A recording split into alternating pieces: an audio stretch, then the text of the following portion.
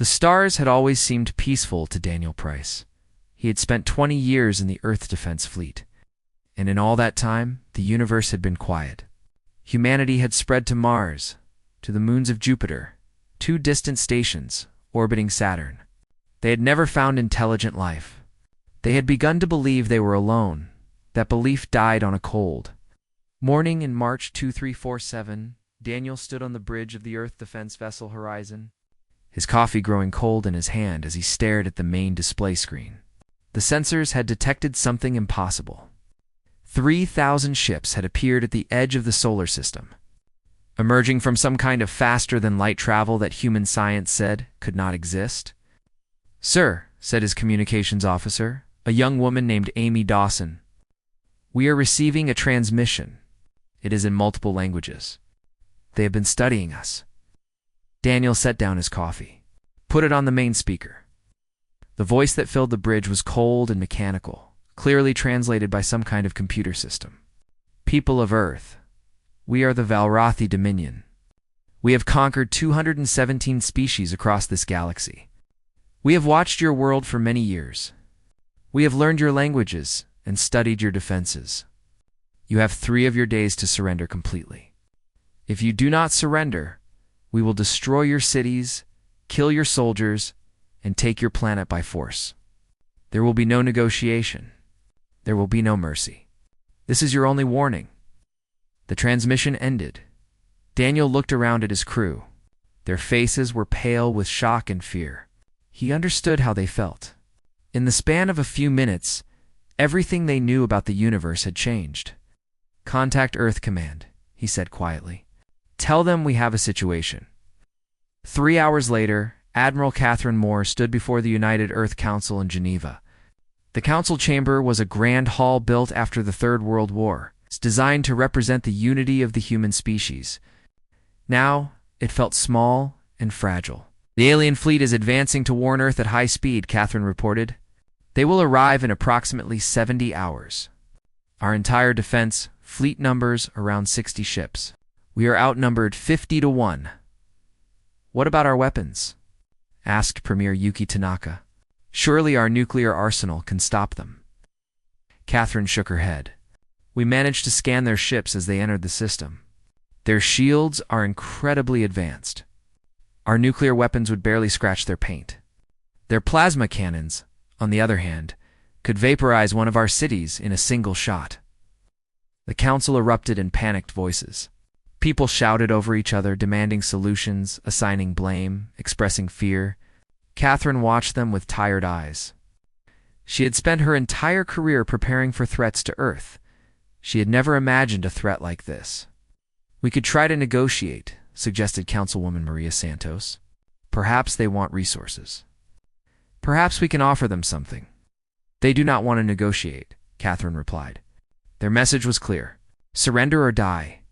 And based on what our historians have found in their transmission data, the Valrathi do not treat conquered species well. Slavery would be the best we could hope for. "Then we fight," said General Samuel Cross. "We fight with everything we have. We make them pay for every inch of our solar system." "And we will lose," Catherine said bluntly. "We will fight bravely, and we will die, and then Earth will burn." "I am not saying we should not fight. I am saying we need another option." The chamber fell silent. Then, from the back of the room, an old man rose slowly to his feet. His name was Henry Walsh, and at 112 years old, he was the oldest member of the council. He had been a young soldier during the Third World War, and he had seen things that most people only read about in history books. "There is another option," Henry said. His voice was quiet but steady. "Something we buried long ago. Something we swore never to use again." Every eye in the room turned to him. "What are you talking about, Councilman Walsh?" Premier Tanaka asked. Henry walked slowly to the front of the chamber. His joints ached with age, but his mind was still sharp. He remembered the day, almost 90 years ago, when the survivors of the Third World War had gathered to decide the future of humanity. "Before we unified," Henry began, "the nations of Earth created terrible weapons. Not just nuclear bombs. Those were almost gentle compared to what I'm talking about. I am talking about biological weapons. Engineered diseases designed to kill millions, hundreds of millions, billions of people. A murmur of unease passed through the council. Those weapons were destroyed, said Dr. Gregory Lane, the council's science advisor. The Biological Weapons Convention of 2087 mandated the complete elimination of all such weapons. Every nation complied. Henry smiled sadly. No, every nation said they complied. But the leaders of that time understood something important. They understood that you cannot uninvent a weapon. The knowledge to create these diseases still existed, and as long as it existed, someone might use it again. So they made a different choice. They gathered the most dangerous biological weapons ever created and sealed them in a vault beneath the Rocky Mountains. They told no one. The secret passed from leader to leader, generation to generation. I am one of the few people alive who knows the vault exists. The council chamber was absolutely silent. You are saying, Catherine spoke slowly, that we have biological weapons capable of mass destruction hidden beneath North America. Weapons that could potentially be used against these aliens. That is exactly what I am saying, Henry replied. The weapons were designed to kill humans, of course. But with modification, with the right scientific expertise, they could be adapted. We have samples of alien tissue from the probes they sent ahead of their fleet. We have 70 hours. It may be enough time. This is insane, said Councilwoman Santos. You were talking about using weapons of genocide? Weapons that could wipe out an entire species, as Henry agreed. That is exactly what I am talking about. Because right now, an entire species is coming to wipe us out. The Valrethi have made their intentions clear. It is them or us. I know which choice I prefer. The debate raged for hours. Some council members refused to even consider the idea. Others argued that survival justified any means. Catherine watched and listened, her military mind already calculating possibilities.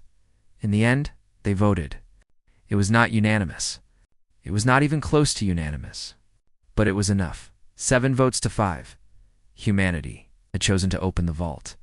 Catherine left the council chamber with orders to assemble a scientific team and proceed to the Rocky Mountain facility. As she walked through the corridors of the United Earth building, she passed windows that looked out over Geneva. People walked the streets below, going about their daily lives, not yet knowing that their world was about to change forever. In 70 hours, the aliens would arrive. In 70 hours, humanity would either be destroyed or would become something new, something darker, something that the galaxy would learn to fear. Catherine did not know if she was saving humanity or damning it. She suspected she would spend the rest of her life trying to figure that out. Helicopter flew low over the Rocky Mountains. As the sun began to set, Dr. Linda Harper pressed, her face against the window, watching the snow-covered peaks pass beneath them. She was a historian, not a scientist, but Admiral Catherine Moore had insisted she come along. Someone needed to understand what they were about to find. We are approaching the coordinates, the pilot announced. I do not see anything down there. Are you sure this is the right place? Catherine nodded. The entrance is hidden. It was designed that way. The helicopter landed in a small valley surrounded by tall pine trees. As Linda stepped out into the cold mountain air, she saw nothing but wilderness. No buildings, no roads, no signs of human presence at all. Catherine walked to a large boulder near the tree line. She pulled out a device that looked like an old radio and pressed a series of buttons. For a moment, nothing happened. Then the ground began to shake. The boulder split in half, revealing a concrete stairway descending into the earth. Lights flickered on one by one, illuminating the path downward. The lights were old, from a technology that predated the unification of Earth, but they still worked. This facility has been sealed for nearly a century, Catherine explained as they descended. The power systems are self-sustaining. Nuclear batteries designed to last for hundreds of years. Linda counted the steps as they went down.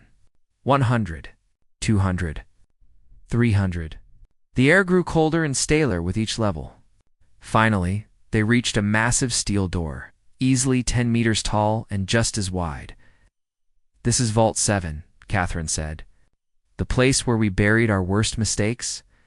Commander Daniel Price, who had accompanied them from orbit, stared at the door with a mixture of curiosity and dread.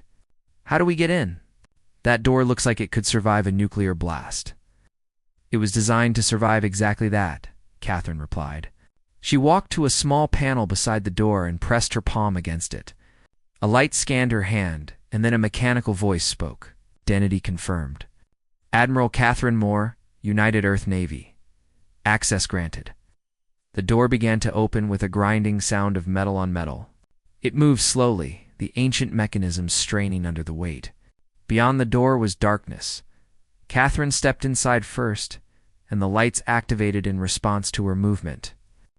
Linda followed, and what she saw made her stop in her tracks. The vault was enormous. It stretched far beyond what she could see, row after row of metal shelves holding thousands of sealed containers. Each container was marked with faded labels and warning symbols. Biohazard. Extreme danger. Do not open. My God, Linda whispered. There must be thousands of them. 12,743, Catherine confirmed. Every biological weapon created by every nation before the unification. Diseases that could kill in ours. Viruses that could spread across continents in days. Things that make the plagues of ancient history look like minor illnesses. Daniel walked along one of the shelves, reading the labels. Smallpox variant 7. Engineered anthrax. Hemorrhagic fever strain 12. He looked back at Catherine. I thought these things were destroyed. I thought the old wars ended because people realized how terrible these weapons were. The old wars ended because people got tired of killing each other, Catherine replied. But the weapons remained. The survivors of the Third World War understood that destruction is easy. Anyone with enough knowledge and resources could recreate these diseases. So they kept the originals locked away, just in case. Just in case of what? Linda asked Catherine and gestured around the vault. Just in case of this, a threat so great that conventional weapons cannot stop it. A situation where the only choice is between using these weapons or watching humanity die. Linda moved deeper into the vault. Her historian's mind was racing, trying to process what she was seeing. These weapons represented the darkest chapter of human history. The wars that had killed billions. The plagues that had swept across nations. The fear and hatred that had nearly destroyed civilization. And now they were going to use them again. How do we modify these for aliens? She asked. These diseases were designed to attack human biology. The Velrathi are completely different. That is why we brought Dr. Kevin Brooks, Catherine replied. She activated her communication device. Kevin, we are inside. You can bring in your team. 20 minutes later, a group of scientists entered the vault. They wore protective suits and carried equipment that Linda did not recognize. Leading them was a young man with tired eyes and nervous hands, Kevin. Brooks was considered the greatest xenobiologist on Earth. He had spent his career studying the possibility of alien life, never really believing he would encounter it. Now he stood in a vault full of humanity's deadliest creations, tasked with turning them into weapons against an extraterrestrial enemy. I have been analyzing the Velrathi tissue samples, Kevin said, as his team began setting up equipment. Their biology is fascinating. In some ways, they are more advanced than us. Their brains are larger, their reflexes are faster, their lifespans are longer. But in other ways, they are surprisingly primitive. Primitive how? Catherine asked Tag. Kevin pulled up a holographic display showing cellular structures. Their immune systems are very basic, almost undeveloped compared to human immune systems. My theory is that they evolved on a world without many diseases. Or perhaps they eliminated diseases through technology so long ago that their natural defenses weakened over time. Linda understood immediately. They never needed to fight off infections. So they never developed the ability to do so. Exactly, Kevin confirmed. A disease that would give a human a mild fever could potentially kill a Velrathi. Their bodies simply do not know how to respond to biological attacks. Catherine smiled, but there was no joy in it. So if we can modify our weapons to target Velrathi biology, they will be even more effective than they were against humans. Theoretically, yes. but we have less than 70 hours. Modifying a biological weapon is incredibly complex work. One mistake could render it useless, or worse, could create something that affects humans as well. Then do not make any mistakes, Catherine said. Use whatever resources you need. Take any personnel you require, but I need a working weapon within 60 hours. That gives us time to deploy it before the Velrathi fleet reaches Earth. Kevin looked around the vault at the thousands of sealed containers. Somewhere in here was the key to humanity's survival. Somewhere in here was a weapon that would save them all or doom them forever. I will need a laboratory, he said quietly. A secure facility where we can work without risk of contamination. And I will need to study these weapons first to understand what we are working with. Catherine nodded. There is a research facility in the Mojave Desert. It was built for exactly this kind of work. We will have you there within 2 hours. As they prepared to leave the vault, Linda paused at the entrance and looked back at the rows of deadly containers.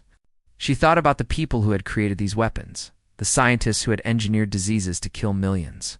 Had they known what they were doing? Had they understood the horror they were unleashing? And now, another generation of scientists would take up their work. Another generation would become creators of death. Linda wondered if Kevin understood what he was about to become. She wondered if any of them truly understood. The helicopter lifted off from the mountain valley as night fell over the Rockies. Inside, the team sat in silence, each lost in their own thoughts. In the distance, the stars were beginning to appear, cold and indifferent to the drama unfolding below. Somewhere among those stars, the Velrathi fleet was coming, and humanity was preparing to meet them with the deadliest weapons ever created.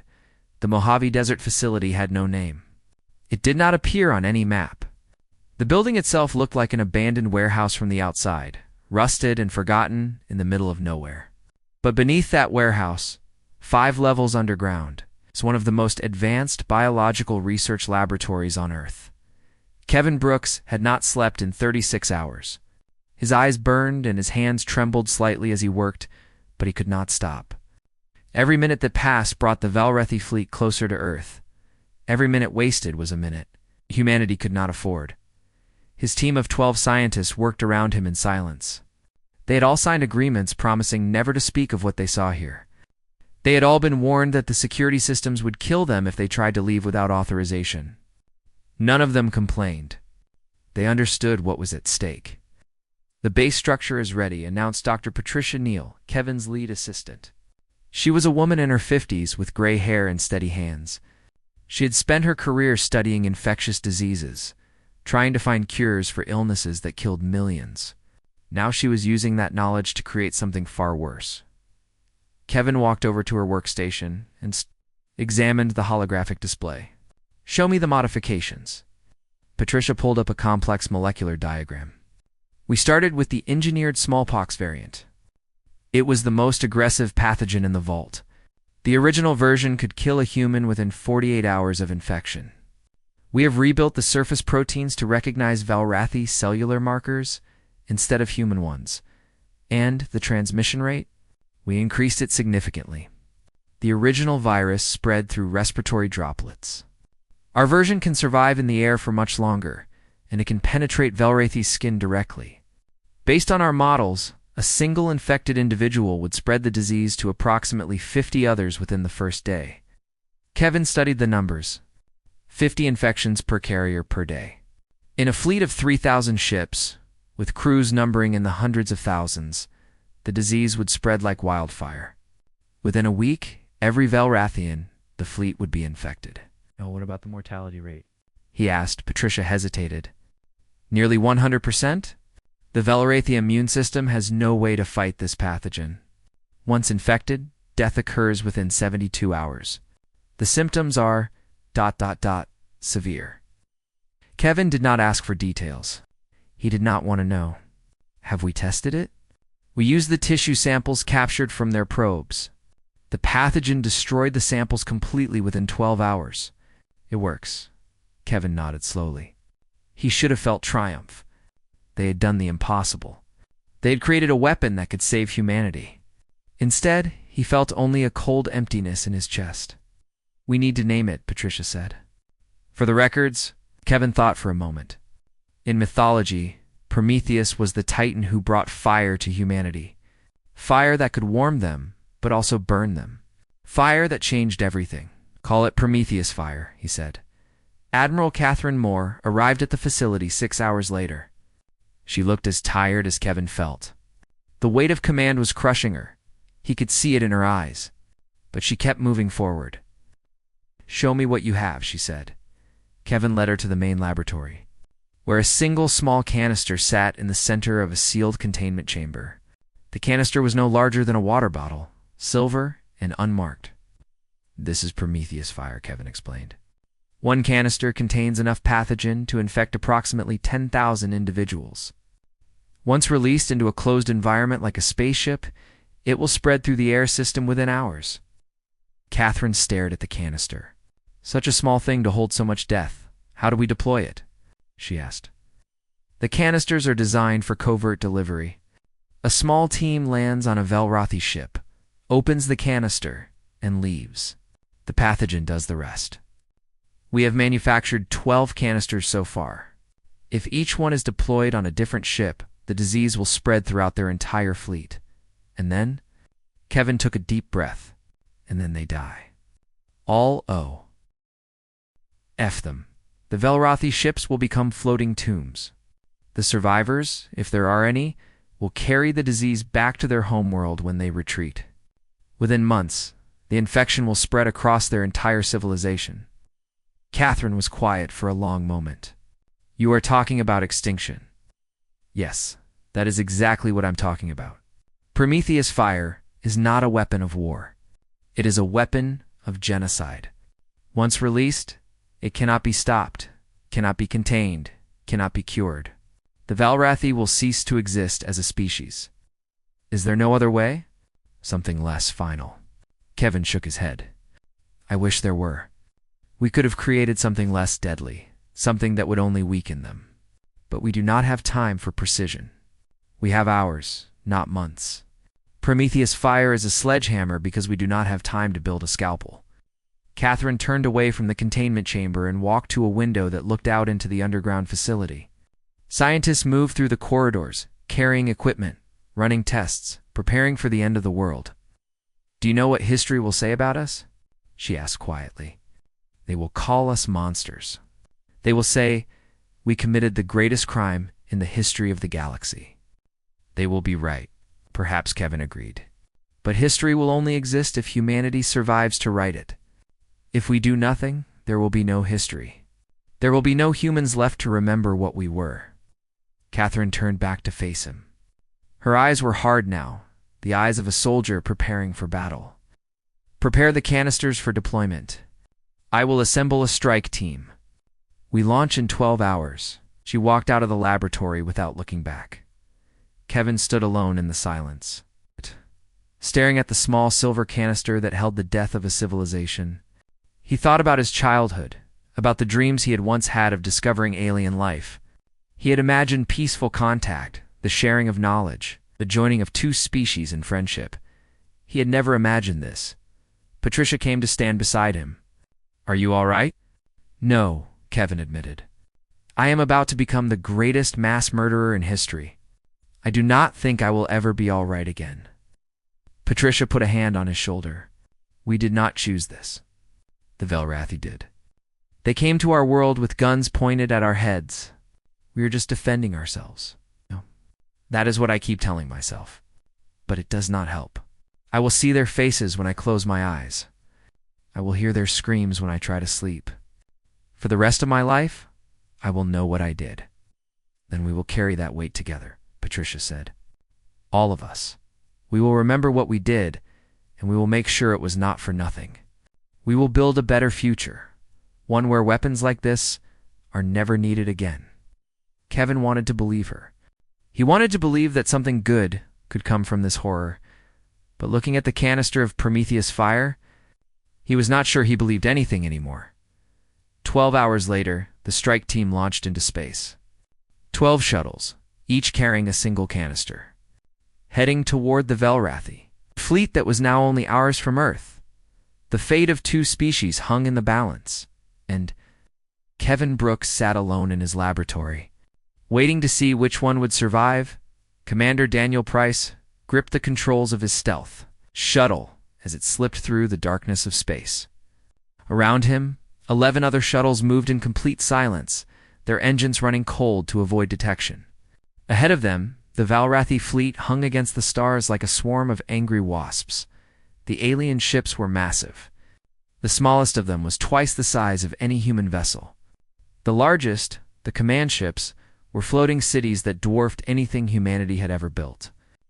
Their hulls glowed with strange energy, and their weapons bristled from every surface. "All units, this is Commander Price," Daniel said over the encrypted channel. "Maintain radio silence from this point forward. You know your targets. You know your mission? Get in, deploy the package, get out. No heroes, no unnecessary risks. Earth is counting on us." One by one, the shuttles signaled their acknowledgement. Then they scattered, each heading toward a different section of the massive fleet. Daniel's target was the command ship at the center of the formation. Intelligence suggested it carried the fleet commander and the highest-ranking officers. If Prometheus fire was going to spread quickly, it needed to start at the top. Lieutenant Amy Dawson sat beside him, monitoring the sensors. She was young, barely 25, but she had volunteered for this mission without hesitation. Daniel admired her courage even as he feared for her life. "The sensors are clear," Amy reported. "They do not see us. Their detection systems are focused on large objects, energy signatures, things like missiles and warships. They are not looking for something as small as a shuttle." "That is because they have never fought an enemy that uses stealth," Daniel replied. "They conquered the galaxy through overwhelming force. They never needed to be subtle."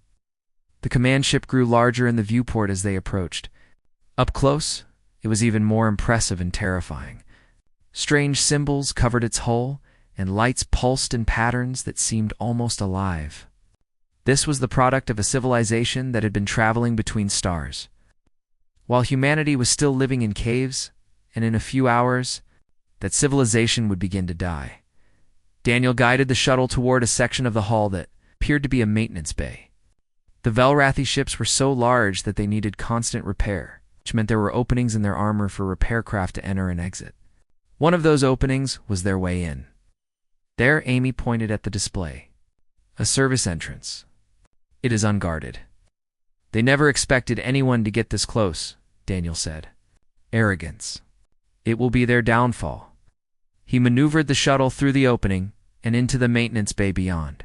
The space was vast and empty, filled with alien machinery that hummed with power. Daniel set the shuttle down behind a pile of equipment and killed the engines. "We are in," he said. "Time to deliver our package." Amy reached into the storage compartment and pulled out the canister of Prometheus fire. It was surprisingly light for something so deadly. She held it carefully, knowing that a single crack in its seal could doom them both. They exited the shuttle wearing full protective suits, their faces hidden behind sealed helmets. The air in the maintenance bay smelled strange, a mixture of chemicals and something organic that Daniel could not identify. Valrathi air, he realized. The atmosphere they breathe. The ventilation system should be accessed through that corridor, Amy said, consulting a map they had constructed from intercepted Valrathi communications. "If we can reach a main air junction, the pathogen will spread throughout the entire ship within hours." They moved quickly and quietly through the alien corridors. The walls were made of some dark metal that seemed to absorb light. The floor was soft under their feet, almost like walking on muscle. Everything about the ship felt alive, organic, deeply unsettling. Twice they had to hide as Valrathi crew members passed by. The aliens were tall and thin, with gray skin and large dark eyes. They moved with a strange grace, their long limbs bending in ways that human limbs could not. Daniel watched them pass and felt nothing. No hatred, no anger, just a cold determination to complete his mission. These beings had come to destroy his world. He was simply returning the favor. They reached the air junction without incident. It was a massive chamber filled with spinning fans and flowing pipes, the lungs of the ship. Air from every section of the vessel passed through here was filtered and recycled, then sent back out again. "This is it," Amy said. "Once I open the canister, we have approximately 3 minutes before the pathogen reaches a concentration that could penetrate our suits. We need to be back at the shuttle by then." Daniel nodded. "Do it." Amy knelt beside one of the main air intake vents. Her hands were steady as she attached the canister to the vent and activated its release mechanism. A soft hissing sound filled the chamber as Prometheus fire began to flow into the Velrathi ship. It was done. They ran. Back through the corridors, past the strange organic walls, past the maintenance equipment, to the shuttle waiting in the bay. Daniel started the engines before Amy had even secured her seat, and they shot out of the maintenance bay into open space. Behind them, the command ship continued to glow and pulse, unaware that death was spreading through its corridors. "Package delivered," Daniel reported over the encrypted channel. Returning to base, one by one, the other teams reported in. 9 successful deployments. 2 teams had encountered resistance and had been forced to abort. 1 team did not respond at all, but 9 was enough. 9 ships infected with Prometheus fire. 9 ships that would spread the disease to every vessel they contacted, every station they docked with, every world they visited. Daniel guided the shuttle away from the Velrathi fleet, back toward Earth. He did not look back. He did not want to see what he had done. Amy sat in silence beside him, staring at her hands. The hands that had released the pathogen, the hands that had doomed an entire species. "Do you think we did the right thing?" she asked quietly. Daniel was silent for a long moment. "I think we did the only thing we could do. Whether it was right or not, I do not know. I do not think I will ever know. They were going to destroy us. They made that very clear. Yes, they were going to destroy us. So we destroyed them first. That is war. That is survival. But it does not feel like victory. It feels like something else. Something darker." They flew in silence as Earth grew larger in the viewport. The blue and green planet that was their home, the world they had just saved, the world they had just damned. 20-4 hours later, the reports began to come in. The Velrathi fleet was in chaos. Ships were going silent one by one, their crews dying at their posts. Medical bays were overwhelmed with the sick and dying. Communications were filled with desperate pleas for help, for medicine, for anything that could stop the plague that was consuming them. The fleet commander ordered a retreat. The Velrathi ships turned and fled toward their homeworld, carrying Prometheus fire with them like rats fleeing a sinking ship. Spreading the disease wherever they went, humanity had won. But watching the alien fleet disappear into the darkness between stars, Daniel Price did not feel like a victor. He felt like a murderer, and he knew that feeling would never go away. 3 years had passed since the Velrathi fleet fled Earth's solar system. 3 years of waiting, watching, and wondering. 3 years of nightmares for those who knew what humanity had done. Dr. Linda Harper sat in her small office at the University of Geneva, staring at a translation on her computer screen. The message had arrived that morning, transmitted from the Velrathi homeworld on frequencies that human scientists had learned to intercept. It was the first communication from the aliens since the invasion. She read it again, her eyes filling with tears she could not stop. "To the people of Earth, we are dying. The sickness you sent with our fleet has spread across our entire civilization. Our population has fallen from 12 billion to less than 1 million. Our cities are empty. Our children are dying in the streets. We have no doctors left to treat the sick. We have no scientists left to search for a cure. We have nothing left but despair." Linda wiped her eyes and continued reading. "We know what we did. We came to your world as conquerors. We threatened your people with extinction. We showed you no mercy, and you have shown us none in return. Perhaps this is justice. Perhaps we deserve what has happened to us. But we ask you, one dying species to another, is there no cure? Is there nothing you can do to save what remains of our people? Our children are innocent. They did not choose to attack your world. They do not deserve to die for the sins of their parents. Please, if there is any kindness in your hearts, help us. Save our children. Let something of the Velrathi survive." The message ended with coordinates, a location on their homeworld where survivors had gathered. Waiting for a response that might never come, Linda forwarded the message to Admiral Daniel Price, who now commanded Earth's entire military force. She included a single question: "What do we do?" His response came an hour later: "There is nothing we can do. There is no cure for Prometheus fire. Dr. Kevin Brooks designed it to be unstoppable. We do not have the ability to help them even if we wanted to." Linda read his words and felt something break inside her. She had always believed that humanity was better than this. That despite all their flaws, despite all the wars and cruelty throughout their history, humans were fundamentally good. Now she was not so sure. The United Earth Council met in emergency session to discuss the Velrathi message. The debate lasted for days. Some argued that humanity should respond, should at least acknowledge the suffering they had caused. Others insisted that any response would show weakness, would make humanity look vulnerable to other alien species watching from the stars. In the end, they chose silence. No response. No acknowledgement. Nothing. The Velrathi died alone, 5 years after the invasion. Admiral Price stood before the Galactic Assembly for the first time. The assembly met on a space station at the edge of known space, a neutral ground where representatives of dozens of alien species gathered to discuss matters of galactic importance. Humanity had been invited to join after their victory over the Velrathi.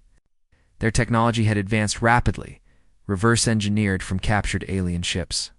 They were no longer a primitive species confined to a single solar system. They were players on the galactic stage. But the assembly members did not look at Admiral Price with respect. They looked at him with fear. "We have studied what your species did to the Velrathi," said the ambassador from the Threll Collective, a being that resembled a giant insect with wings of crystal. "You used a biological weapon of unimaginable horror, a disease that killed billions, that spread across an entire civilization, that left nothing but corpses and ruins." Admiral Price stood straight and met the ambassador's gaze. "The Velrathi came to our world with 3,000 warships. They threatened to destroy our cities, enslave our people, and take our planet by force. We defended ourselves." "You did more than defend yourselves," the ambassador replied. "You committed genocide. You wiped out an entire species. And you did it with weapons you had kept hidden for centuries. Weapons you created to use against each other." A murmur passed through the assembly.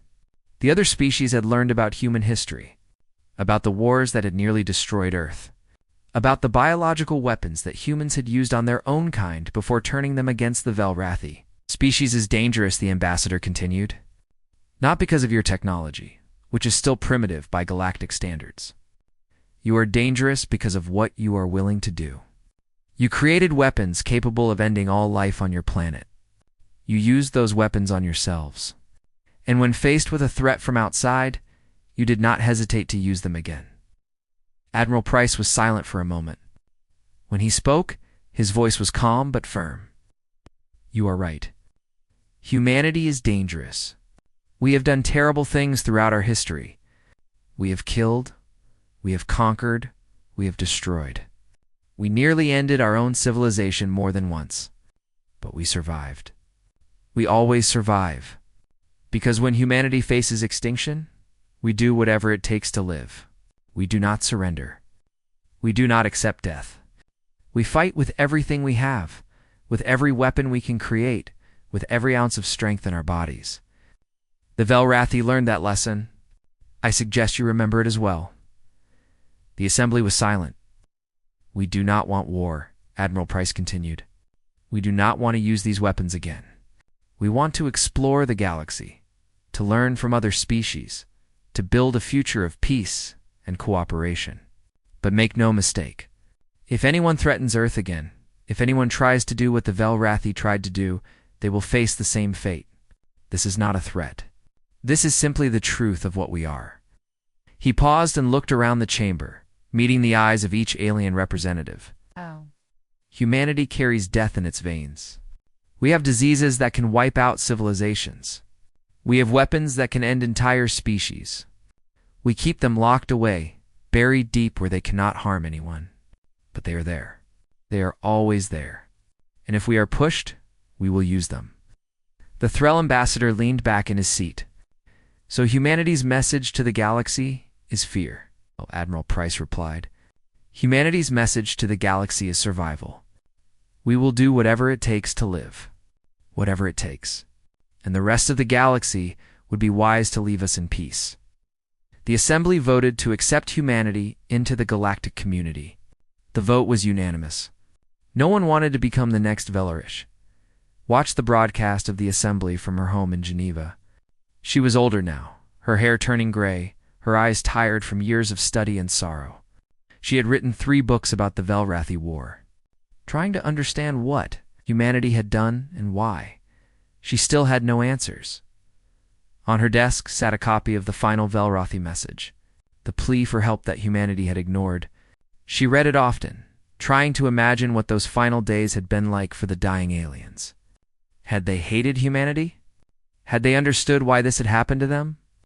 Had they forgiven? She would never know. The galaxy was open to humanity now. The stars beckoned.